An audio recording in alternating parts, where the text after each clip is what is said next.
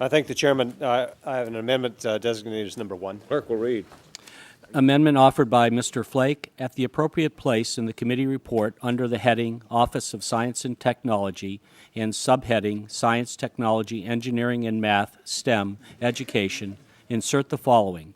The committee also notes the emerging consensus that the U.S. economy is little served when the flexibility of U.S. employers to retain graduate-level talent in STEM fields from American universities is hampered. The committee encourages OSTP to work with the relevant authorizing committees to ensure the U.S. economy has the talent it needs to maintain its position at the forefront of competitiveness and innovation in the global marketplace. Thank you. I'll be brief on this. This should be non-controversial. This is not a cutting amendment, believe me. We all recognize that much of the talent that is here, much of the job creation that takes place here in the U.S. Is started by foreigners who are allowed to come here and be educated. An overwhelming majority of the PhDs in the STEM fields are awarded to foreign-born students in our universities here. Unfortunately, we have an immigration policy that forces far too many of them to return home and then compete against us. The National Science Foundation says that more than 25% of the startup companies, the venture capital-backed companies here in the U.S. over the past number of years were started by foreigners. You know the names, Intel, Google, Sun Microsystems. They're creating jobs here. This is something that has the support or this concept by the President of the United States, by the Republican Technology Committee, really both sides of the aisle. I should mention that a similar amendment was attached as a sense of Congress to the America Competes Act. It was approved by a roll call vote of 419 to 0.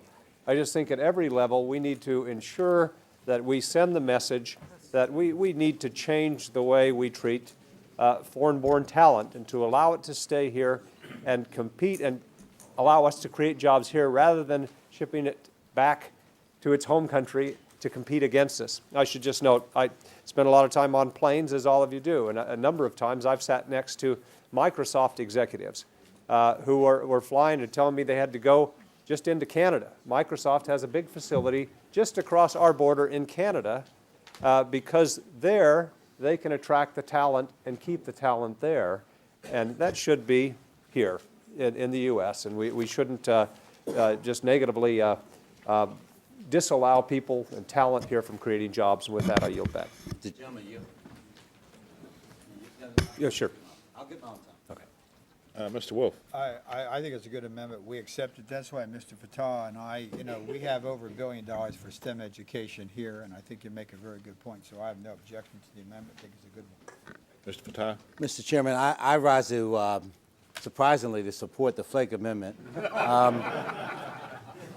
And I was hoping that in lieu of this amendment, which would allow foreigners who get degrees in our country to be able to stay, that he might want to consider what he might do with his number 2 amendment, which would cut hundreds of millions of dollars from developing American-born students with terminal degrees as he seeks to cut the National Science Foundation. I'm trying to reconcile the two things.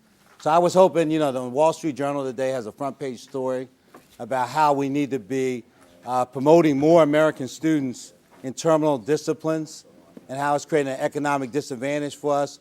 So I was hoping that in lieu of me agreeing to this amendment, he might agree not to cut the National Science Foundation, because we should want to have not just have foreign students be able to stay in our country with their great education. Well, we shouldn't be cutting the rug out of the leg, up under the leg of American students. If the gentleman I'd be glad to yield. Then I will agree not to offer that other amendment.